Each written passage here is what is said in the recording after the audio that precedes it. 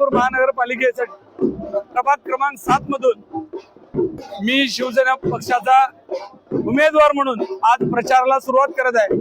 माझ्या समवेत माझे लहान बंधू अनिकेत दादा शिवाजीराव पिसे हे आणि मी असा आम्ही दोघं मिळून आज शिवसेना पक्षाचा प्रचार करण्याकरता प्रभाग क्रमांक 7 मधून आम्ही आमच्या प्रचाराची सुरुवात केलेली आहे। या राज्यामध्ये महाराष्ट्र राज्याचे संवेदनशील उपमुख्यमंत्री एकनाथजी शिंदे साहेबांचा करिश्मा कशा पद्धतीने चालतंय तुम्ही बघितलं असेल।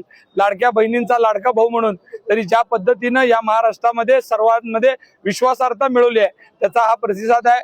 मला आज प्रभाग क्रमांक 7च्या सर्व नागरिकांचं मनापासून धन्यवाद मानावं लागेल की एका मेसेजवर आज प्रचार रॅलीमध्ये मोठ्या प्रमाणामध्ये माझ्या माता भगिनी, वडीलधारी मंडळी, युवक मित्र, महिला या सगळ्यांनी प्रचंड प्रतिसाद देऊन प्रभाग क्रमांक 7 मध्ये जे काही धनुष्यबाणा चिन्हावरती 4 उमेदवार असणार आहेत त्या 4ही उमेदवाराला निवडून आणण्याची जबाबदारी या प्रभागातील सर्व आमचे शिवसैनिक अतिशय ताकदीने पेलतील असा मला विश्वास आहे।